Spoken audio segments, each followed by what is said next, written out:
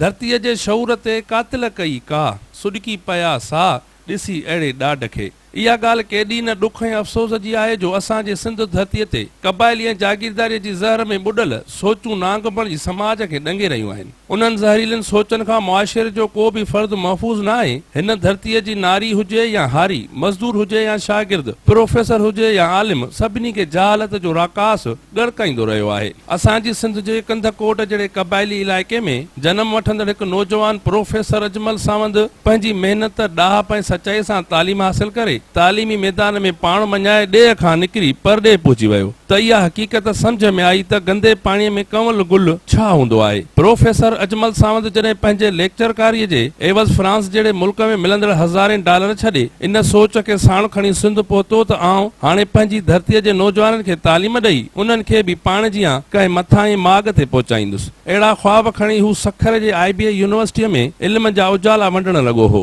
इंसान आख़िर इंसान आहे ऐं उनखे पंहिंजे ॻोठ ऐं जनम भूमिअ जे वणनि जो वास पाण ॾांहुं छिकींदो आहे। उन करे हू जॾहिं कंधकोट लॻ पंहिंजे ॻोठ वियो त उते केतिरनि ई सालनि खां क़बाइली झेड़े जे ॿरंदड़ बाहि जा शोला हिन अमुन पसंद ऐं इल्म पसंद प्रोफेसर ताईं बि पहुता ऐं प्रोफेसर अजमल सावंत इल्म जे ख्वाबनि समेत क़तल थी वियो, जंहिंजो सोग साॼावंदनि में अञा ताईं मौजूदु आहे। अॼु बि IBA यूनिवर्सिटी जा क्लासरूम पारक ऐं गुल उदास आहिनि। संदसि शागिर्द आलिन अखियुनि सां इंतज़ार में आहिनि त इजो सर अजमल ईंदो ऐं पंहिंजे इल्म सां असांजा ज़हन उजारींदो। इंतहाई दर्दनाक ॻाल्हि इहा आहे त हिन महल ताईं प्रोफेसर अजमल सावंत जा कातिल पुलिस जी पकड़ खां परे आहिनि। तोड़े जो ही हाई प्रोफाइल क़तल आहे, पर पोइ बि पुलिस जी रिवायती कार्रवाई जारी आहे। इलाइक़े जे ज़ालिम ज़मींदारनि ऐं भोतारनि खे केरु सम्झाए त तव्हां पंहिंजनि ख़सीस अनाउनि जे करे अजमल सावंत ते न पर इल्म ऐं शऊर ते हमिलो करायो आहे।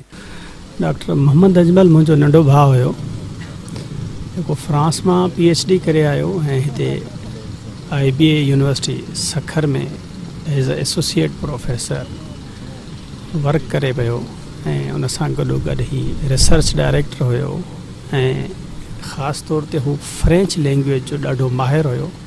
फ्रेंच जा जेके बि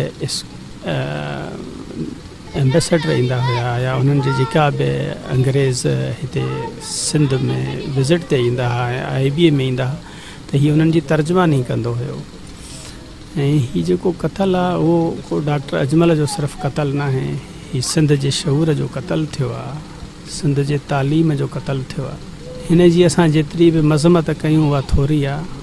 तव्हांजे हिन चैनल जी निस्बत सां असां chief justice Sindh high court मोहतरम अहमद अली शेख साहब खे गुज़ारिश कंदासीं त हिन केस खे स्पेशल केस सम्झी करे सिंध जे ॼाए जो केस सम्झी करे उन जा जेके कातिल आहिनि उनखे कैफ़र किरदार ते पहुचाइण में मदद करे। IG सिंध खे गुज़ारिश कंदासीं, वज़ीर आला सिंध खे गुज़ारिश कंदासीं त असां सां इंसाफ़ कयो। असांखे ॾाढो अफ़सोस थियो आहे जो उनखे इन बेदर्दीअ सां शहीद कयो वियो आहे, जंहिं पंहिंजी पूरी ज़िंदगी फ्रांस मां PhD करे वरी हिते सिंध जे अवाम खे लाभ ॾियण लाइ फ़ारन जूं काफ़ी ऑफर्स हुअसि, उहे ठुकराए सिंध जे अवाम जी ख़िदमत करणु पियो चाहे ऐं IBA में हिन ख़िदमत कई। ॾाढो असांखे अफ़सोस आहे। हाणे सिर्फ़ु असां हुकूमती अदारनि खां इहो मुतालबो कंदासीं त हिन जे कातिलनि खे जिन सफ़ाक ऐं बेदर्दाना नमूने सां क़तल कयो वियो आहे उन्हनि कातिलनि खे गिरफ़्तार करे फौरी सज़ा ॾिनी वञे। मरहूम असांजे सिंध जो सपूत हुयो। सिंध में PhD लेवल ताईं माण्हू आहिनि केतिरा जेके आला तालीम हासिल करे तालीमी इदारनि में सर्व करे रहिया आहिनि। हीअ हिकिड़ो सान्हो न बल्कि हिकिड़ी दहशत गर्दी आहे, खुलम खुला दहशत गर्दी आहे। मुंहिंजे ख़्याल में ही फैमिली सिर्फ़ु पंहिंजो फैमिली मेंबर न हुयो, असांजे सॼे सखर IBA जो फैमिली मेंबर हो। हर IBA जो शागिर्द, एल्यूमिनाय, फैकल्टी, लोअर स्टाफ ईअं था फील कनि ॼण त उन्हनि जे घर जो भाती मारियो वियो आहे। असां हिन ॾुख जे हालत में आहियूं जो असां ॻाल्हाइण बि नथो पुॼे, पर सिर्फ़ु ऐं सिर्फ़ु इहा गुज़ारिश आहे जेके हुकूमती इदारा आहिनि त जेके कल्प्रिट्स आहिनि ख़ुदा जे वास्ते उन्हनि खे जल्द अज जल्द गिरफ़्तार कयो कैफ़िर किरदार ताईं पुॼायो। अजमल जो जेको क़तल थियो आहे या हिकिड़ी वॾी ज़्यादती आहे या हिकु रोशन ख़्याली जो क़तल आहे, सिंध जो क़तल आहे, सिंध जे शऊर जो क़तल आहे। ऐं हिन क़तल जे पुठियां को इहे लोफर माण्हू न हूंदा, हिन क़तल जे पुठियां के ॿिया ॻुझा हथ हूंदा। CM सिंध हिन महिल ताईं को नोटिस ई न वरितो आहे। हुनजे लाइ त हिकिड़ो माण्हू हुयो मरी वियो, पर हीउ माण्हू न हुयो, इहे माण्हू सिंध हुयो, हीउ माण्हू सिंध जो शऊर हुयो। असां सुप्रीम कोर्ट खे अपील था कयूं त खुदारा हिन शइ जो नोटिस वरितो वञे। हीउ अजमल सावंत न हुयो, पर हीउ सिंध जो शऊर हुयो ऐं हीउ हिकिड़ो फ़र्द न हुयो, लखे माण्हुनि जो रोशन हुयो। ऐं हीउ हिकिड़ो बदबूदार समाज में हिकिड़ो गुल हुयो। हीउ गुल जे ज़रिए हुन बदबूदार समाज खे ख़ुशबू ॾियण जे लाइ हिते हू पंहिंजी ज़िंदगी वक़्फ़ पियो करे। ही फ्रांस जो PhD होल्डर हुयो, हुते हुनखे इलाही ऑफर्स हुयूं, पर उतां जे हुन एतिरे लग्ज़री लाइफ खे छॾे हितां जे मुआशरे लाइ, हुन मुआशरे में कुझु करण जे लाइ, हितां जे माण्हुनि खे पढ़ाइण जे लाइ आयो। पर जंहिंजे बचनि खे पढ़ाइण आयो, उन्हनि ज़ालिमनि हिनखे बेदर्दी सां सीने में गोलियूं हणी हिनखे क़तल कयो। एॾी आला तालीम याफ़्ता शख़्सियत हीअ सिंध केसि ताईं पैदा कंदी? कहिड़ी माऊं आहिनि जेके हिनखे वरी अहिड़ा अजमल पैदा कंदियूं? केसि ताईं सिंध जो अजमल कुर्बान थींदो रहंदो? छा असांजी क़ौम खे हाणे सोचणु न खपिजे त एॾा क़ीमती असां असां सिर्फ़ु क़बीलाई झेड़नि में सरदारनि जी पंहिंजी ज़ाती अना जे करे कुर्बान कंदा रहंदासीं, पंहिंजो मुस्तक़बिल कुर्बान कंदासीं?